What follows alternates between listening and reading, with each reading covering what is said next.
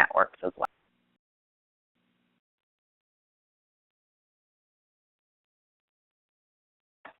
There we go, my second there. So again, welcome everybody. This is Megan with the Institute for Child Success. I'll be playing your host for the day, but really just delighted to have you all here for this conversation and introduce you in just a moment to our excellent panelists for today's event. Briefly to introduce you, if you're not aware, to the Institute for Child Success.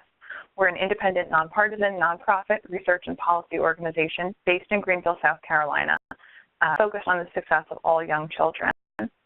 Part of this work, focusing on children, we have gotten involved with the Earned Income Tax Credit, searching the EITC and helping to build some foundations that are really now paying dividends for children of South Carolina. We're excited to share the lessons that we've learned in that process, as your lists will do today. Before, we'd also like to really thank the Sisters of Charity Foundation, their support of ICS's work on Earned Income Tax Credit, including their support of this webinar, as well as their commitment to fighting poverty in South Carolina. Thank you for the support and for being with us today. Now, introduce you to your speakers. We are delighted today to have three real experts on the Earned Income Tax Credit in this conversation. Bryan Ruble, who is the Associate Director of Policy Research here at the Institute for Child Success. Bryan, our Vice President and General Counsel here at ICS. And Craig, our neighbor in Greenville, South Carolina, who is Regional VITA Program Manager for the Midway of Greenville County. At this point, to hand things over to Keller and Ruble, and she will get us started. Great, again, and thank you all for joining us today. To start with some goals for the webinar, we're going to really walk through what the EITC is, what the benefits are for kids and families, the advocacy process and the legislative process that led South Carolina to pass a state-level Earned Income Tax Credit. And then Craig is going to walk us through the VITA program, the Volunteer Income Tax Assistance Program, its connection to the EITC, and the powerful tool service that it provides for families across the country. So we'll first begin with an introduction of the Earned Income Tax Credit. It's a federal tax credit which was originally designed to reduce the income tax burden for low-income working families and individuals. Since its inception, it's had strong bipartisan support nationally, as it's both a successful pro-work and successful anti-poverty program. In 2015 alone, the EITC lifted roughly 6.5 million Americans out of poverty, and over half of those were children. And because of the EITC's success over the past 3 years, 20 states and DC have implemented their own state credits to amplify the impact of the federal credit. These credits are very easy to implement and administer as they work off a percentage of the federal credit. Now, the terms you'll hear today when discussing the EITC and other tax credits are the terms refundable and non-refundable. Tax credits can be either or. Federal EITC is a refundable credit, which means that families receive the full amount of the credit they earn. If the tax liability, if the credit amount, exceeds their total tax liability, they receive the difference back at tax time. And non-refundable credits, as you can imagine, are the opposite. They can reduce taxability to zero, but if a family's credit amount is more than their total tax liability, it won't receive that difference back. For states that have very low tax liabilities for low-income working families, a non-refundable credit may not make a very significant impact on their finances, as some low-income families in these states have very low or zero tax liability to begin with. And Craig will talk later in the webinar about how that impacts families' tax filing at tax time. And then really, credits are different than deductions, as credits reduce tax liability dollar for dollar, and deductions are tax bracket dependent. So if you're excited so far and following along, let's get into, why this is so powerful. So as I mentioned, the EITC is the most effective anti-poverty pro-work tool that we have in the United States in our total economic toolkit. The credit rewards work in that the credit increases from the first dollar earned up to the maximum credit level and then phases out. And shows that families work more when they know about the EITC. Look at this figure. As you can see, the total credit amount was shown on the x-axis is based on the total income of our family earns throughout the year, which is on the y-axis. Credit is also, the total credit amount is also based on your family structure, whether you're single or married, and the total number of children you have. This is a couple years old, but in 2016, the maximum credit amount for a married family with one child was $3,373. And for a married couple with 3 or more children, the total credit amount, or the maximum credit amount, was $6,269. So you can see how this is a real powerful boost, income boost for families at tax time. Year 2015, the average EITC for a family with children, and again, this is the federal credit, the average was just over $3,000, which roughly translates to about $265 a month. Pretty meaningful boost. And the comparative figure, this $3,000 is about half the total cost of a year's worth of center-based child care for a toddler in South Carolina. Why is the EITC necessary? Well, research shows that the credit is spent on necessities, things that keep people working. It helps people catch up on bills, pay for critical car or home repairs, further their education, more. And money stays in local economies. And it's really necessary because productivity has more than doubled over the past 30 years. But in comparison, wages have remained stagnant. And they're, facing rising costs of living, especially higher housing costs that are eating up bigger chunks of their monthly budgets. And these rising costs of living have further constrained family ability to make ends meet. And further, the federal poverty level has not been adjusted in recent years for cost of living increases. And these shifts in total base need costs. The self-sufficiency estimates published by the United Way Association of South Carolina show that South Carolinians must make over double the federal poverty level on average to meet their most basic needs and be self-sufficient. And the EITC does just that. And this new state credit will continue to further reduce tax ability of families to stretch their dollars just a little bit further. We talk about this very powerful poverty tool, but the research-proven benefits are much broader than simply financial stability. The EITC is associated with immediate and long-term health, economic, and education benefits for both adult recipients and children, which makes it an incredibly powerful tool. Who receive the EITC participate more in the labor force and work more hours. With the EITC while pregnant, they have healthier pregnancies and lower rates of maternal depression, allowing for better bonding with their babies. So healthier pregnancies mean healthier, lower cost births and lower health care costs throughout that child's life. Who receive the EITC better in school, both socially and academically.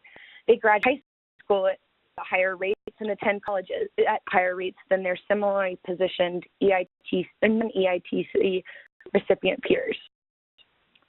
And CS research has found that the statistical significance of the EITC's impact on math achievement is similar to that of any program directly designed to improve math achievement, which is pretty wild for a tax credit. And I think the really most exciting part of the research is that the vast majority of research shows much larger effects for younger children and larger effects the younger a child is when they receive the credit. And the vast majority of research shows the largest effects of the EITC are for children of color, and especially boys. Unfortunately, there are few studies that look specifically at the 0 to 5 or 0 to 8 population, indicating an opportunity for further research. So why does the EITC generate so many benefits? Well, financial stability has a positive impact on child development and quality of life. And you can switch to the next slide. Thanks. Financial stability has a positive impact on child development and quality of life. The body of research into poverty and instability really allude to why this income boost has such a positive effect on families. They can't meet their most basic needs, like you see on Maslow's hierarchy of needs here on the right, like water, safe, stable housing, survival mode, and it's much, much harder to achieve those higher or needs, like relationships, feelings of belonging, all of which are really essential to social, academic, and economic success. So why is the EITC so important for South Carolina in particular? And why are we at ICS excited about a state EITC? Well, total adult population of South Carolina is roughly 3.8 million. Of 3.8 million adults, 7% of South Carolina adults qualify for the EITC. 85% of these adults have children.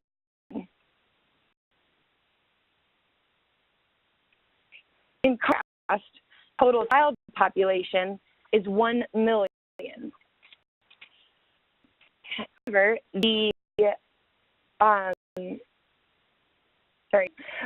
so comparison, the population of South Carolina is roughly 1 million. So the 7% of eligible adults, half of South Carolina children are eligible. I find pretty astounding.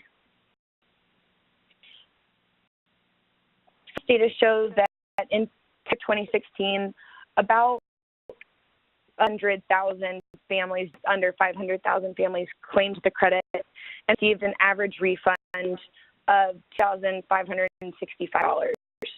This refund average does include the credit amount that childless workers receive, which, if you remember from the first figure, they receive a much lower credit amount, and so that brings down the average a little bit. So families with children receive a higher EITC average, and the average federal amount was just over $3,000. And the IRS estimates that only 79% of all who are eligible for the EITC actually claim the credit. And Craig will go into some of the reasons why a little bit later on in the webinar. Economist Raj Chetty's research has found that claiming actually centers around a community's knowledge of the EITC. So promoting volunteer income tax assistance services can address this. And there are a few geographic limitations to the total amounts. EITC filers in higher wage, higher cost of living, more urban areas tend to receive smaller credits, so they're earning higher wage. And then average credit amounts in lower wage areas tend to be a little bit larger. There are some systemic equity issues in South Carolina that we need to address. Ethnic breakdown of EITC filers, which is presented here, fully parallels statewide poverty estimates. Those of people in poverty, roughly 49% are white, 4% of in poverty are Black, and 6.5% are Hispanic or Latino, which indicates Black families in South Carolina might be slightly underutilizing the credit. However, a second really important data point, the denominator here changes. white South Carolinians, 12.9% are in poverty.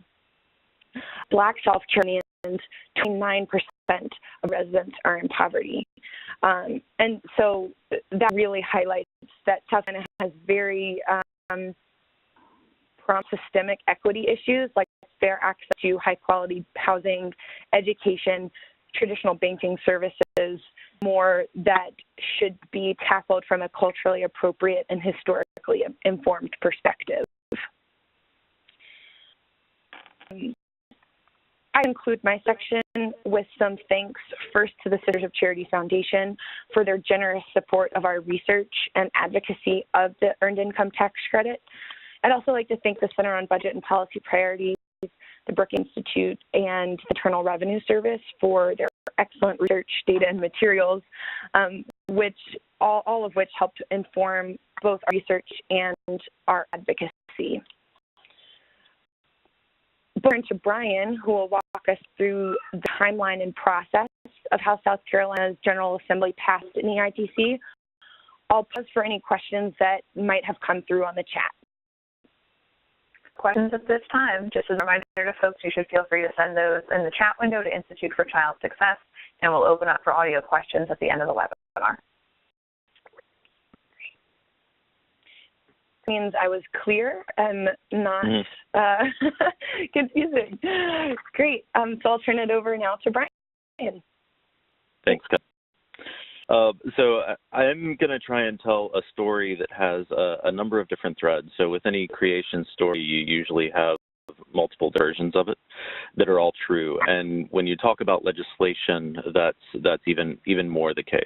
So I'd say the first thread, take them chronologically, starts with Representative Gilda Cobb-Hunter, who introduced a state EITC and had been introducing a state EITC for about a decade before we got engaged in it in 2015. And that she introduced it and had some partners with some community organizations, especially with the South Carolina Association of Community and Economic Development Organizations.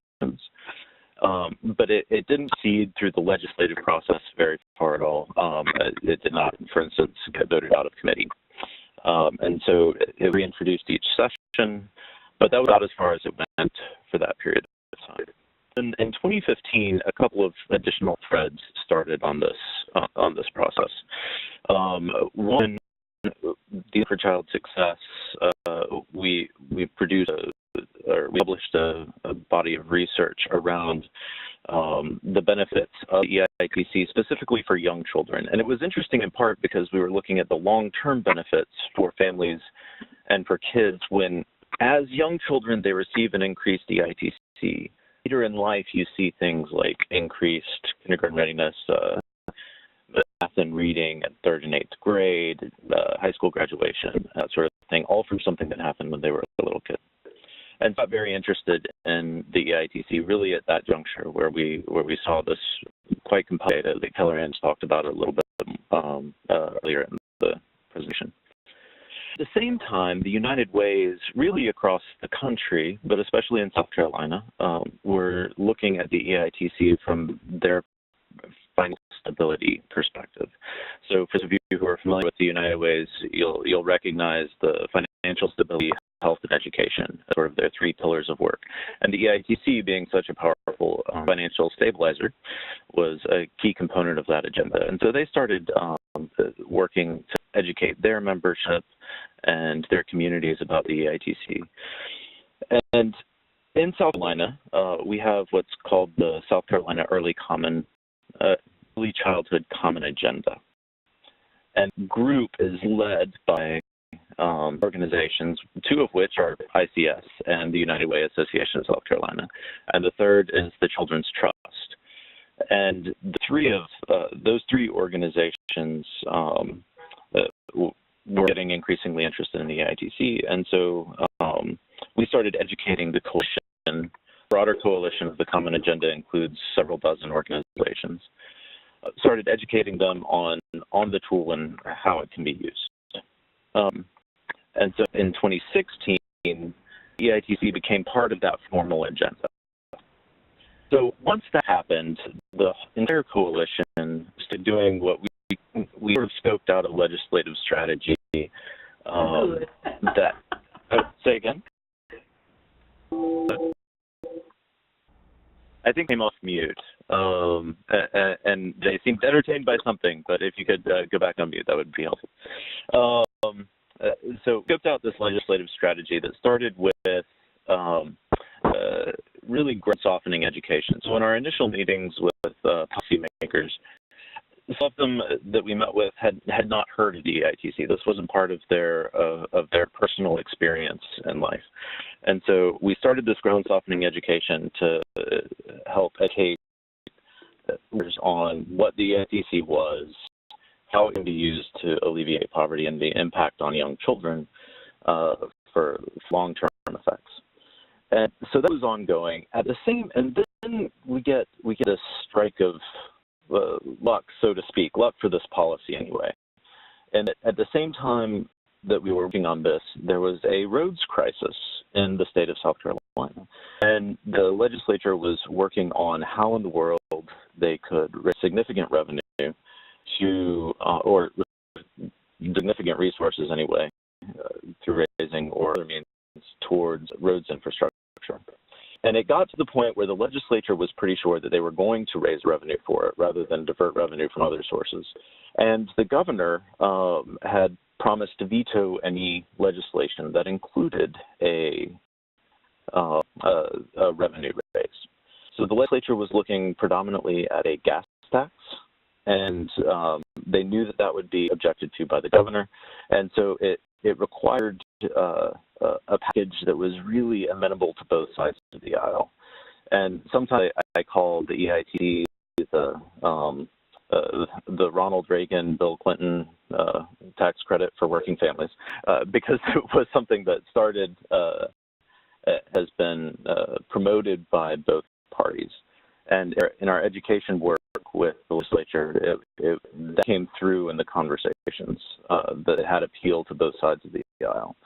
So when the legislature was trying to reach a bargain, things accelerated very, very quickly. So, for instance, when you look back at the initial proposals by Representative Gilda Cobb-Hunter, usually it was looking at about a 20% EITC. And when we started engaging, envisioned maybe getting in at a 5% or a 2.5% EITC as an initial matter, and then letting those results accrue and then growing that percentage over time. But what happened during this roads discussion was they saw the negative impact on working families for tax, and the EITC could offset that. So in the negotiations, that 5% to 20% quickly went up as high as 250% on the conversations. And then in the final conversation in the conference committee between members, it was negotiated to 125% non-refundable credit. We'd for it to be refundable or partially refundable, and we're continuing our education work on the benefits of that refundability. But we were very excited that in May of 2017, the legislature passed the largest non-refundable EITC in the country. And we came to the party a little late, but we joined it with some vigor when we did.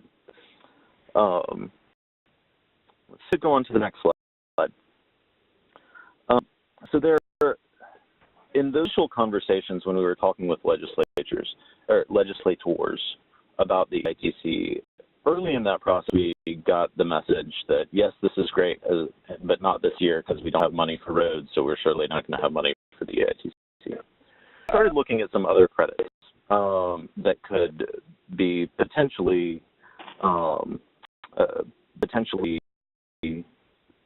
more targeted, lower cost, and from our perspective, targeted more towards young children, as opposed to the EITC really benefits all children, all working families. So we started looking at some other credits, and to take a quick review here of some of the credits that are already available, and then talk about a suite of credits that we working on through this process and are still working on now. So the first I'd like to mention is the child tax credit, which is a federal tax credit. It's worth up to $1,000 per kid, and it's partly refundable. So the additional child tax credit is refundable. And like the EITC, it increases with earnings, but unlike the EITC, the first $2,000 in earnings doesn't count towards that income threshold. And we can get into the technical equations there. But families receive a refund equal to 15% of their earnings above $3,000, up to $1,000 per child. For example, if you mom with kids who works full time at the minimum wage, she earns about $14,500, and would receive $1,725. So that's 15% of the $1,500 that is above $3,000. As that progresses, it phases out at higher income levels.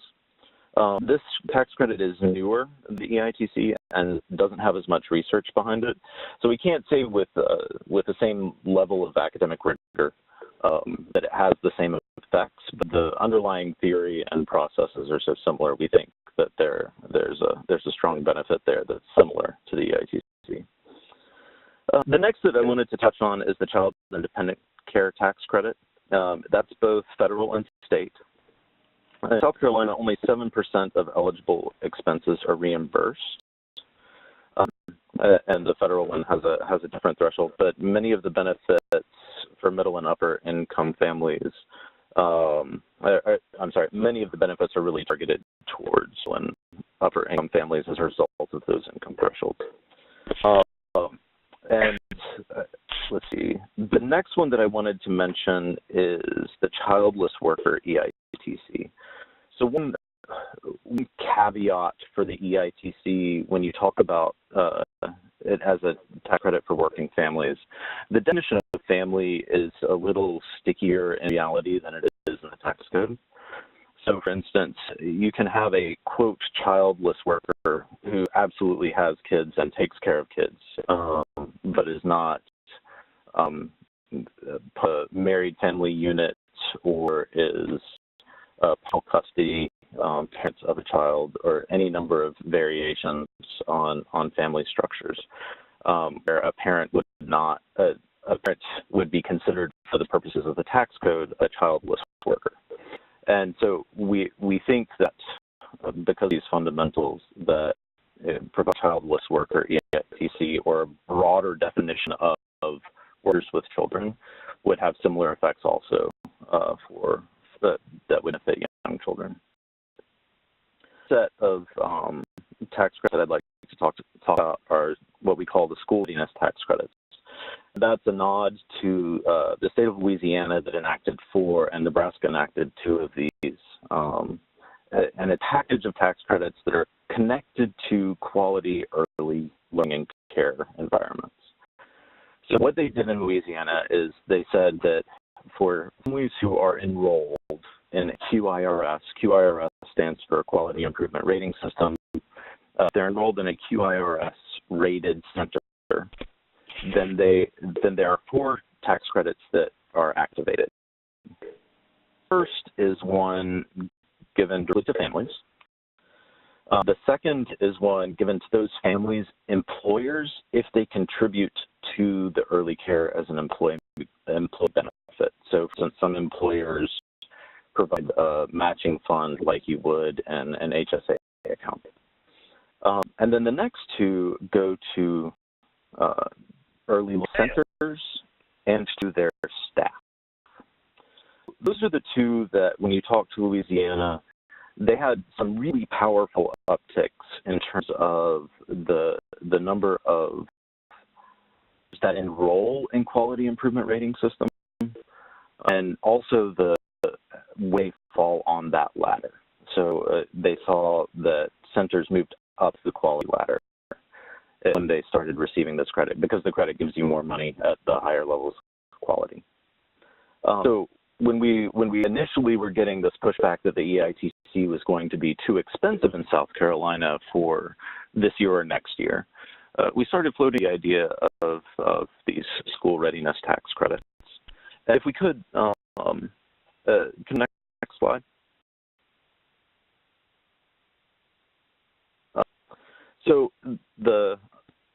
There we go. And we hit pause on that when the EITC took off, and then picked it back up again after the session concluded. And what we're currently looking at is there has been a proposal put forth in partnership with the state agency here in South Carolina called First Steps, and all the common agenda partners put forth to enact a pilot version of this tax credit. The proposal that was introduced by First Steps would have created essentially enough funding for 5 counties, where they would enact the center and the center staff credit for those 5 counties, and then see what happens in those counties in terms of the quality of early learning and care versus counties that don't receive that credit. What we heard in Louisiana is that essentially it really assisted centers in improving their quality, and also that the staff credit put a lot of pressure on the centers to enroll. So the staff were coming to the center directors and saying, please let me have this credit, please enroll.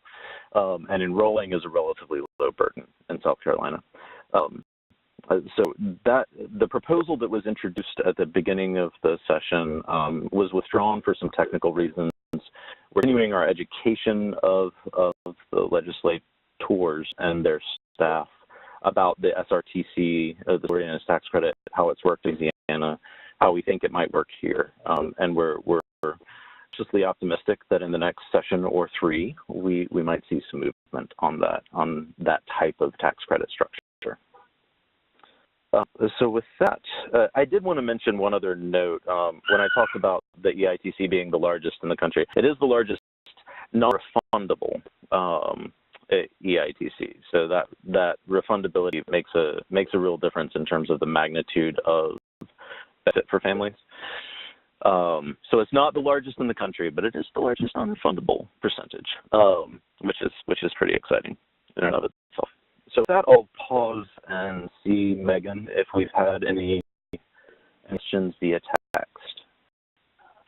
Sure. Good to keep going. Okay. Then with that, I will pass the floor over to Craig to talk about VITA. Awesome. Thanks, Brian. So just wanted to also real quick thank you to Keller for putting all this together, and also to ICS for inviting me to participate and speak about VITA. So I very much appreciate that. So just jumping right in.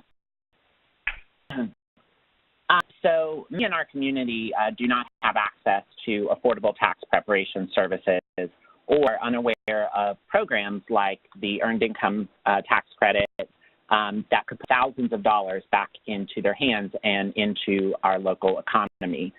The Volunteer Income Tax Assistance, or VITA, provides free tax assistance to individuals and families who have household income of less than $60,000 a year.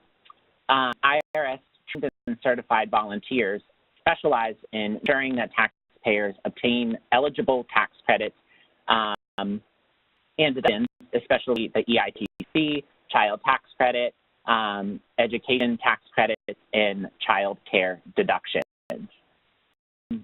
By the IRS, the United Way Collaborative, which is led by United Way of Greenville County, consists of 6 United Way partner organizations that collectively serve 8 counties in the upstate. To access VITA is very simple and easy. Beginning in late December to early January, taxpayers can call 211, which is the United Way Resource and Referral Line, to schedule an appointment at one of the 50 convenient locations across the upstate. All right, and in addition to VITA, can you switch over, Megan, if you don't mind? Sorry, thank you. In addition to VITA, United Way has partnered nationally with H&R Block to offer myfreetaxes.com, an online self-preparation tool that allows for individuals and families to file their own tax returns online if they earn less than $66,000 a year. And Taxes also offers a free customer support in English and Spanish for those that may have some questions while they are filing their return.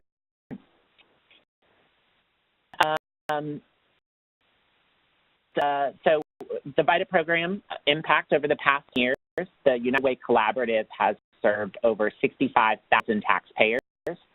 This has saved nearly $11.3 million in tax preparation fees and generated $63.7 million in refunds back into the community. Last year, almost 10,600 taxpayers received assistance through the VITA program and received $3.2 million earned income credit and $1.5 in child tax credit, all which is aimed to lift individuals and families out of poverty and on the cycle of success. All right. So one of the major components of VITA is the earned income credit. And Kellyanne mentioned this earlier, that it is one of the largest poverty reduction programs in the United States and is proven to keep individuals and families from falling further into poverty. The earned income credit plays very much the role of a savings program where taxpayers only have access to it once a year during tax time. Many taxpayers use this opportunity to invest in savings, pay down debt, catch up on car payments, or even buying their child or grandchild a new pair of shoes for school. Earned income credit is a refundable credit. Taxpayers must file a tax return in order to claim it. Oftentimes, they are unaware that even they may not be required to file. They should file so that they can receive the refund, but oftentimes tax preparation fees may offset any refund that they may be entitled to. So raising that awareness that for individuals that are below the income threshold, and like I said, they're not required to file, but oftentimes they should, so that way they can claim the credit. And this slide I really like just because it really kind of shows that these working family tax credits really do help at every stage of life. All right, so next we have, excuse me, sorry. The purpose of it is really to reach underserved populations where access to affordable preparation is often difficult to find. The program focuses on low to moderate income individuals, persons with disabilities, limited English speakers, and communities located in rural areas. VITA has locations across South Carolina, but it's in the most rural areas that do not have a VITA program, areas that could benefit the most from VITA services. The biggest challenges that the program faces is the capacity to reach those underserved communities due to the limited resources, funds, or volunteers. The program has continued to thrive. Over 7,000 volunteers at 11,000 plus sites served over 3.5 million taxpayers across the nation during the 2017 tax season. This equals roughly $616 million saved in tax preparation fees.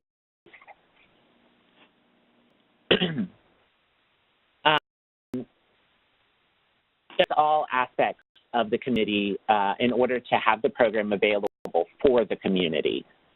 Megan, do you mind swinging real quick? Sorry. Whether it be churches or libraries donating space, or universities encouraging or requiring students to volunteer. The more people that are aware of the program and its benefits, the more likely they will get involved or use the program to file for free and claim all these beneficial credits and deductions that they're eligible for. Promoting it in the community is easy and requires little to no effort, and the impact is huge. Simply by leveraging current relationships and partnerships, VITA has the potential to reach more underserved communities across the nation. Service agencies can simply put a poster or flyer in the waiting room or share the program with frontline staff that interact with the public. Funding organizations can promote the program to their funded agencies, as well as sharing the benefits and impact with donors. Free taxes, another great option for communities that do not have a VITA program, or to those individuals who may be more comfortable working with computers. Service for free in our communities, we can more individuals and families maximize their refunds and achieve greater financial stability in the new year. Okay, so at this point, we can open it up for questions again, either through the chat box or if you want to unmute your line, and we'll take questions. Greg, so this is Megan. Of course, you can continue to send questions excuse me, to the chat box. I'm just going to put up here a few resources for more information. To suggest reading up on the United Way's VITA effort, looking into efforts in your own community. I'm sure Craig will be happy to answer any additional questions on how they do what they do and do it so well. We also suggest reading up on some of the publications that we've released on the Earned Income Tax Credit, which you can find on our website, and contact information here is included for our speakers. And a few questions jotted down here on the side, but first just want to open it up if anybody would like to unmute themselves to ask a question, and do feel free to introduce yourself.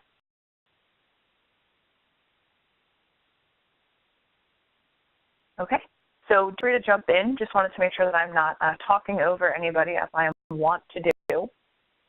So one question here, I would think probably for Bryan, but Keller and Greg, do feel free to weigh in.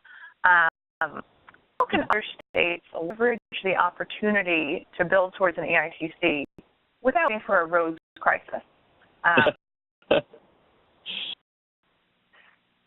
Yeah, go ahead. I'm sorry, I was making sure I was off mute there. So there are a couple of key elements to attend to. In South Carolina, one of the barriers we found early on was that accident of history that the representative who had actually introduced it was identified strongly as a member of one party, and she was Democrat. The idea, for people who did not know anything else about the EITC, the idea became something of a Democratic idea rather than a Republican idea or a bipartisan idea with members of the legislature. So our first piece of work was really to ensure that education happened on both sides of the aisle, and the history was included. That it was something that was supported by Congresses and administrations from both parties, and that was helpful in, I think, was a critical component of the success with the roads crisis, but would also have been a critical component of success of the legislation. Without the roads crisis, it just probably have taken a couple of more years. The other thing to bear in mind is that when you're looking at something that costs money, frequently what you hear is something along the lines of, well, this is a great policy, just let me know how you're going to pay for it. Or, well, we just don't have money this year. And that's often a shorthand for we don't have money this year given the 500 people who are asking us for money. There actually isn't any money, that there's a huge demand for what is available. And one thing that we've been very deliberate about with the agenda is really identify some priorities for which everyone who's engaged in the advocacy field can speak with one voice. So the conversation is not the Institute for Child Success coming and asking for a 20% refundable EITC, and the United Way coming and asking for a 75% non-refundable EITC, and the Children's Trust coming and asking for a third thing that's not necessarily EITC, and so on and so forth. But if we can identify something that all of the groups can identify as a clear positive from the legislative status quo that we all agree on and we can all prioritize to some extent, then that changes that conversation and starts to shift it away from just tell me how you're going to pay for it to, okay, well, all of you want this, so we'll move up the list of things that we can fund as revenue grows. And most states go through budget crises, but most states also have annual revenue growth in good years. And so what you do with that revenue growth, you can move yourself up that list. Welcome any other thoughts from folks, either Bryan or Craig or other folks who've worked on this. I have some folks from out of state who've done similar work in other states.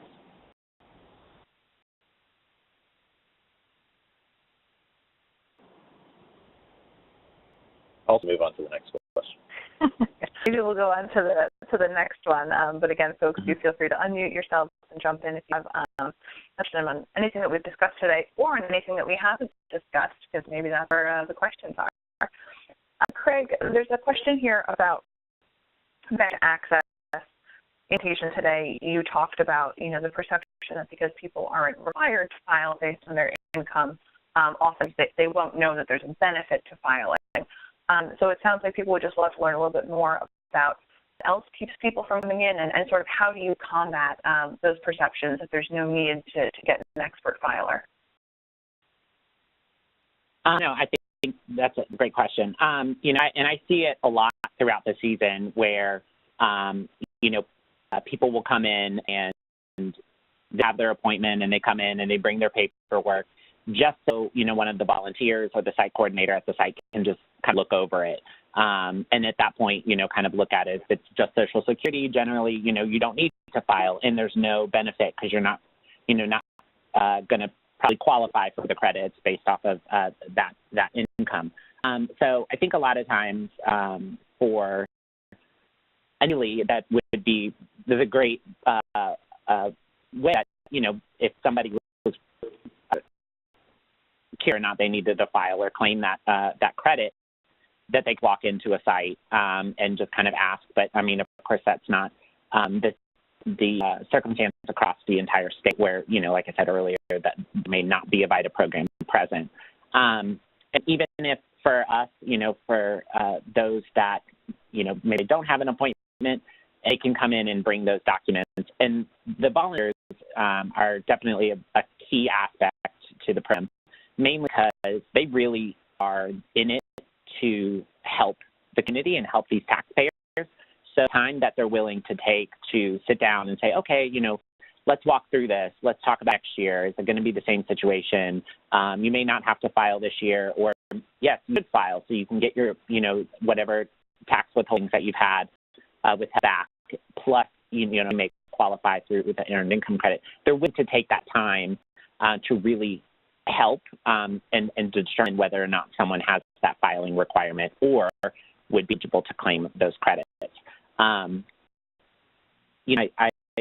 say all the time, but, for those areas that do not have a VITA program, if they have access to some sort of computer or library or something like that where they can go in and try to enter their stuff into My Free Taxes just to give a shot and see if it's a simple U2, they may be able to navigate it for themselves, and then also, saving that fee and really being self-sufficient as far as filing their own taxes.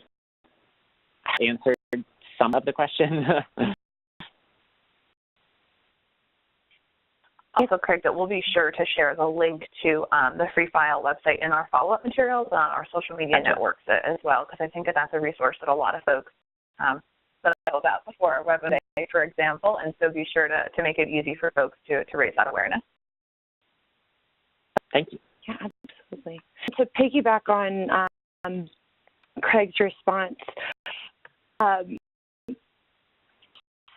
lot of questions about for lower income families, and really all families when they file their taxes, about accuracy and if families are going to receive the improper credits that they have earned. And for VITA programs, because they are backed by the Internal Revenue Service, they have exceptionally well-trained staff, volunteers, preparers, and then they have that My Free Taxes website that just kind of opens the door up for families to receive free tax prep and get most of the benefits that they have earned. Now, there are some, and you know, VITA services have the highest accuracy rates of any preparer or free file. And you know, there is some, the EITC is not without critique. So I think that is another important point that we should consider in the conversation. You know, essentially the IRS is administering a social program. And so there are some issues with that. And the IRS estimates roughly a quarter of EITC payments in 2015 were improper. But the vast majority of these improper payments actually came from commercial preparers and not free file services. But the important caveat here is that they shouldn't be considered fraud because many of the errors are, as Bryan alluded to earlier, due to rigid definitions of family in the tax code that don't actually match the current dynamics and makeups of our families. So for instance, like a family that is sharing custody of a child, one parent, they might come to an informal agreement that one parent claims the EITC one year and one parent claims it the next year. And you know, there are a wealth of very qualified paid preparers, but an unscrupulous preparer might try to maximize the credits, and then the family that receives those credits is then, if that error is caught and addressed, then the family is actually on the hook for the payment penalty and interest, which is a really unfair penalty. So VITA services are a really great resource for families. And as Craig told me a couple of days ago, that there are actually some new regulations that help protect families for that have been maybe unfairly maximized some credits. Bottom line is that VITA is a great service. I know that, I mean, that was very, and thank you for bringing that up. You know, I think one of the biggest things is that the IRS is working hard to kind of crack down on those unregulated preparers and start to hold them accountable for those returns they may file. So a lot of them now, if it's found that they are not exercising their due diligence in completion of a credit or a refundable credit like EITC or child tax credit, then the preparer can, or the paid preparer can then be held accountable and even fined if it's found that they did not exercise that due diligence in you know, applying that credit. You know, the other thing, you know, VITA, I think it really is, again, a testament to volunteers because they're there to really commit to the community. But you know, nationwide last year, across all of the VITA program, we had a 93% accuracy rate, like Keller and said earlier. I mean, it's higher than any across the nation as well. So in our program, in the collaborative in the upstate, we have a 98% accuracy rate. And again, I think it's those volunteers that are willing to just look up that tax code and make sure that they're properly applying that tax law. The rate is pretty incredible. I think we can all agree. Great. So we have 5 more minutes. If there are any other questions, you feel free to chime in on the audio. And otherwise, you know, what we're doing is archiving this webinar recording, and you'll get a follow-up email with this recording and some links to some materials as well. We'll be putting those on our website. And in the meantime, any of our speakers would be happy to talk more by email. Their contact information is on the screen right now.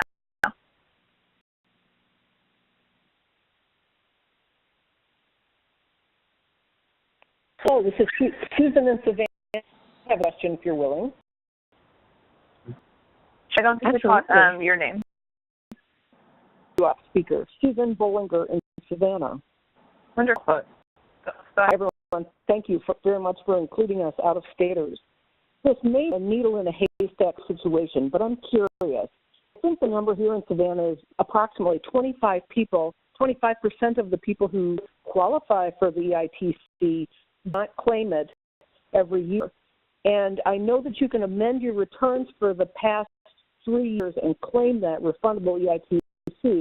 I'm curious if you've had any kind of a push to, after the mid-tax filing season is over with the VITA volunteers, if you've ever had any kind of a push to capture more of those missing people over a number of those possible years where you could amend your return, that's a pretty big change that they could be getting back that might pull some people out of the woodwork if you could find them.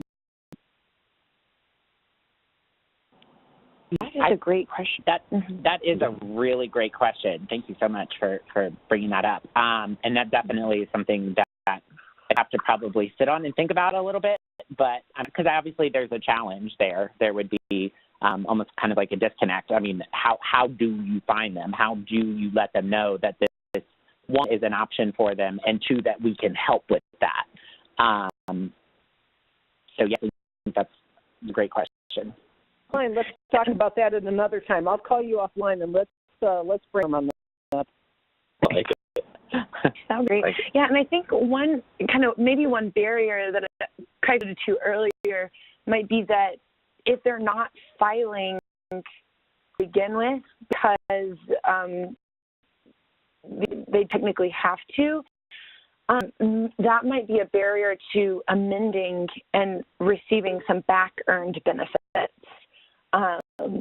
They're really great questions, and thank you so much for asking that. So we'll dig into that a little bit more. Oh, very much. Thank you. Excellent. Do you have any more questions before we conclude? Again, on behalf of the Institute for Child Success in the Italy of Greenville County, we are just delighted that you were able to join us today. We look forward to keeping the conversation going, and have a wonderful rest of your afternoon, everyone. Thank you, Thank everyone. you so much. Thank you. Thank you. Bye-bye. Thanks. Great job. Everyone. Thank you.